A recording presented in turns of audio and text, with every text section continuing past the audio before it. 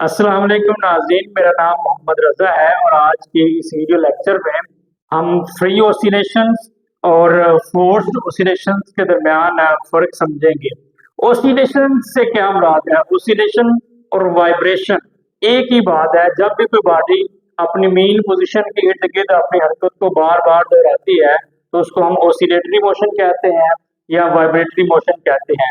और एक वाइब्रेशन को यानी एक कंप्लीट जो राउंड ट्रिप होता है, फॉर एग्जांपल हमारे पास अगर एक ये सिंपल पेंडुलम है तो सिंपल पेंडुलम चूंकि अपने मेन पोजीशन के इर्द गिर्द बार बार अपनी हरकत को दोहराता है, ज्यादा इसकी मोशन जो होती है वो ऑसिलेटरी मोशन होती है।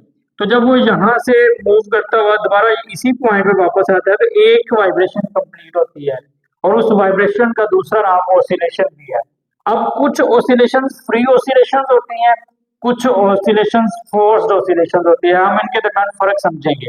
अगर ये हम इसको यहाँ पे लाके छोड़ दें, कोई बैरूनी फोर्स अमल ना करे, ये खुद ही मूव करे, तो इसकी जो ऑसिलेशंस होंगी उसको हम फ्री ऑसिलेशंस कहते हैं। Free means free from external force, जिसमें कोई एक्सटर्नल फोर्स एक्ट ना कर रही हो, ऐसी ऑसिलेशंस को हम फ्री ऑसिलेशंस कहते हैं। और इसकी मिसाल हमारे पास सिंपल पेंडुलम की, अगर हम कोई एक्सटर्नल फोर्स ना लगाएं या खुद ब खुद यूं ट्रेवल करे, मूव करे, वाइब्रेट करे, तो इसकी मोशन जो होंगी वो फ्री ऑसिलेशन होंगी। और जिस फ्रीक्वेंसी के साथ ये मूव कर रहा होगा उस फ्रीक्वेंसी को इसके हम नेचुरल फ्रीक्वेंसी कहते हैं। Natural frequency means the frequency of free oscillating body is called natural frequency.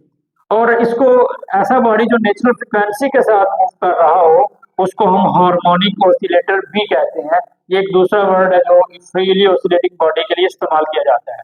अब हम बात करते हैं फोर्स्ड ऑसिलेशंस की। अगर हम इसी पेंडुलम की मिसाल लें, जब ये बॉडी यहाँ पे आए तो हम यहाँ पे एक एक्सटर्नल फोर्स अप्लाई करते हैं, जैसा कि नाम से जा रहा है फोर्स्ड ऑसिलेशन, यानी the oscillations which are involved by force, external force जिसमें इन्वॉल्व हो उनको हम फोर्स्ड ऑसिलेशंस कहते हैं।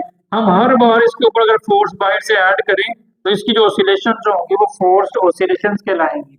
The oscillations in which body oscillates with the interference of an external force known as forced oscillation.